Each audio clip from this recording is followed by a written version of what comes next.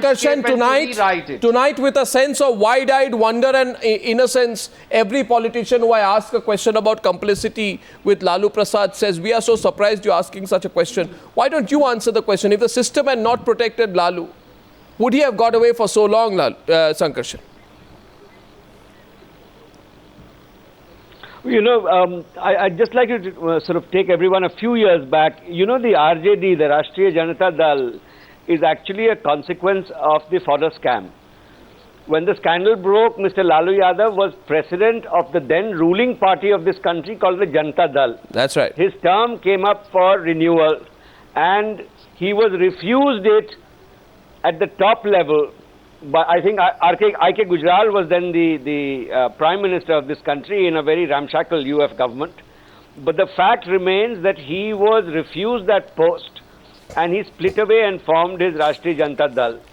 Since then, I think Lalu Yadav he's a man of many tricks. And I think many tricksters who have been with him have played footsie with him.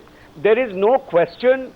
I know the wheels of justice in this country grind slow, but the fact is that Lalu Yadav has been able to leverage the government in Delhi for years and years together to either delay or to get certain charges dismissed.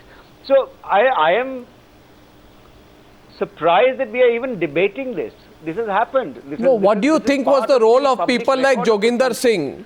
You see, Joginder Singh now says that he was told by the Prime Minister, and I hope he makes a few straight disclosures tonight.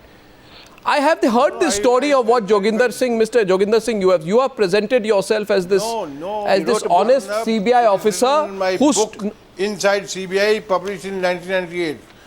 So, it's very much there. When the pressman asked Mr. Gujral, this is what I've written, he did not deny. I must didn't deny what? Didn't deny what? Said, let us talk about it. Huh? Didn't deny what? He did not deny what I had written in the book. What I had written in the book. What? No, one second. Telling me about the one second. Mr. Gujral, Mr. Gujral, you have written in your book, so viewers can understand this. You have written in your book that I.K. Gujral told you to go slow in the case. And you claim that you stood up like an honest CBI officer. By the way, it's an account by you, so I don't know why I should believe you. 1 minute. Quoted you say very conversation. No, listen to me. Now, sir, I refused that till the government sent me in writing that there will be bloodbath. I said he will be arrested, produced before the court after the situation normalizes as per the IB report. I went to France for Interpol meeting. By the time I came, I was told at the airport by a TV reporter that I was transferred. He asked me what is your reaction. I said, wonderful, same salary and no work. Now about the other misconception which I would like to correct is, the case was registered by the Bihar police in 1990. For 5 years and 9-10 months they didn't do anything at all. It is also written in the book how even the vigilance itself tried to suppress the case. They were angry with the inspector who wanted to investigate this matter. Till a PIL was filed by Sushil Kumar Modi, Ravi Shankar Prasad and some others, and court ordered that this should be investigated by the CBI. Now you are one of the persons also raised the question, delay. Now CBI cannot decide what should be the stand of the organization in the court. It is the government which has its lawyers working in CBI, the legal advisor, very convenient.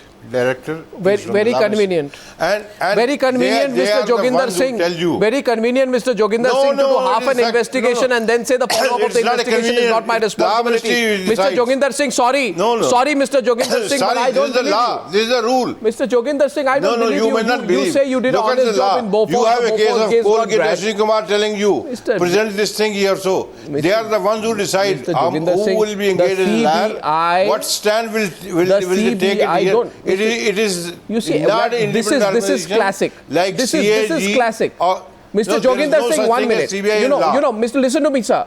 You know why I don't believe you? And say this because every CBI director now, after retirement, goes around saying that I was trying to do the right thing, but you know the problem was with some people in the. I was an honest CBI director. Tell me which others. No. I'm telling you. Please, I'm Mr. saying- Joginder Singh, before you do tell any me more any grandstanding tonight, single let me say name. it's difficult to take you at face value. However, if this No, one don't thing take is me on proven, face value. Manoj Question me, there's no problem Manoj on Jha that. and Randeep Surjewala, it is quite clear, first of all, Manoj Jha, from the account of Joginder Singh and others, that you No, are a but this is a beneficiary legal of political position. interference. You are a beneficiary of political interference. Arnab, I just tell you that two important people throughout the day, he has been eluding charges, Mr. Indrajit Gupta and Mr. Indra Kumar Gujral. Both of them, unfortunately, they are no more there. So many important things he has been eluding. I think that should be taken with a pinch of salt. However, Arnab, I tell you there are many important aspects. It's a very strong case even in our favor. We very strongly feel that That's your view. Honorable Court That's has your not view. been able to see certain important premises. That's your view. The only question today is of duplicity, double standards, double speak and hypocrisy. And therefore my question to the Congress spokesperson, if he's still there, Randeep, are you there? Mr. Surjewala, please explain this hypocrisy and then I'll get the BJP to respond.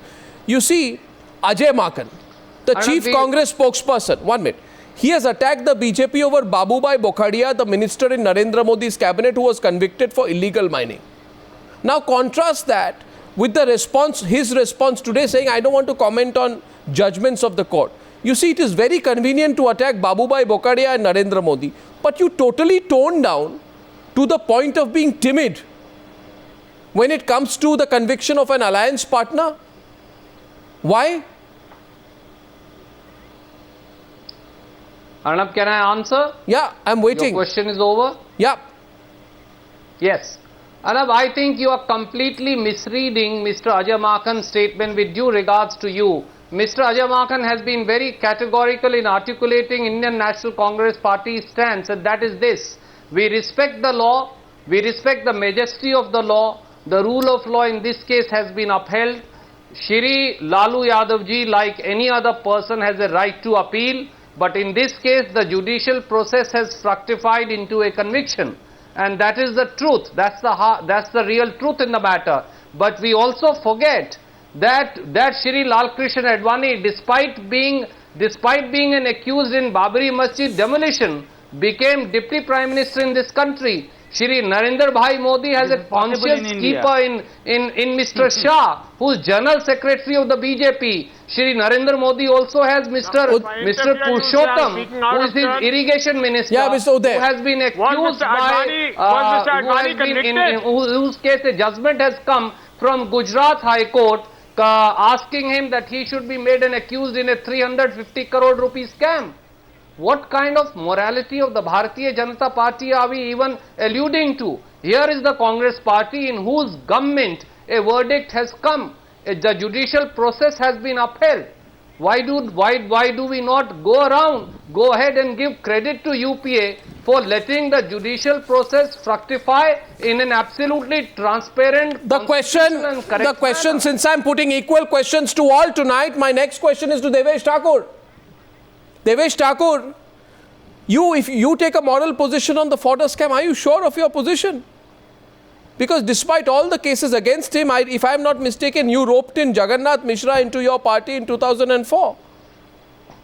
Am I correct? Yes, we did. We did. Definitely we did. So, Definitely we did. so tell me, explain this to me, that you have taken a position on corruption and Lalu Prasad, but what about Jagannath Mishra, who you took into your party, and you know the cases against him and the conviction against him in the same case? Yeah, I'm sure you must be aware of even what the courts have said about his role in that. Of course, he is convicted, no doubt about it. But I'm sure you are aware of what his role.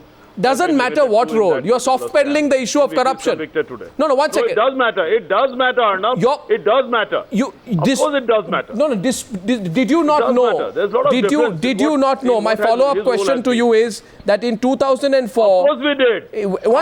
Did you not know about his alleged involvement in the fodder scam when you took him into your party? Till yesterday, he was an accused, Arnab. He is convicted today. Definitely he is convicted today, but till yesterday he was an accused. So We So took him till in our party, yesterday, there's nothing wrong in no, that. 1 second. Absolutely Till yesterday, your party went hammer and tongs to the streets, comment after comment, including from leaders like you on several occasions on Lalu's role in the fodder scam. You forgot your own party leader's role in the fodder scam. Just because he's a former union minister and a Bihar chief minister who fell into trouble with the Congress party, joined your party. His son, if I'm not mistaken, is a minister in the Nitish Kumar government. No. What I have proven, therefore, is that in terms of power, you are in the same situation. You will also compromise with corruption. His son has every right to be a minister. No, but what about Jagannath Mishra himself? You will also compromise with corruption. Please. You must, Arnav, do you want me to answer or you want to go on putting your Go questions? ahead. You must remember Dr. Jagannath Mishra was not a member of the cabinet in the Lalu Yadav government. He was a leader of the opposition. When he merged with you in 2004, did he have charges against him or not? He was a leader of the opposition. No, did he have charges against him or not? I don't understand this. Devesh Thakur, I don't understand this. For the extension of one of the prime accused. No, why are these apparent? No, if the fodder scam. Don't equate him with all the other accused in the scam. Well, I don't know. I go to Sankarshan Thakur. Sankarshan, I would feel that if Manoj Jha wants to contradict. Manoj Jha wants to contradict to Devesh Thakur. Go ahead, Manoj Jha. No, Arnab, I didn't have to say anything. I just said that please be fair to the fact that this is just our judgment. And we have a strong case. And you shouldn't deny that, right? You shouldn't deny that. That's all. Well, Sankarshan. No, frankly, with all my sympathies for the way Manoj Jha has battled all day single-handed, which he should have spoken for the RJD, and hats off to him. But I don't understand this. Please understand, this is just a judgment. What more do you want? Will there be Akashvani from the skies and then Mr. Lalu Prasad Yadav will be... I know there is appeal, I know there are appellate courts and higher courts, but the fact is today he has been convicted by a special CBI court.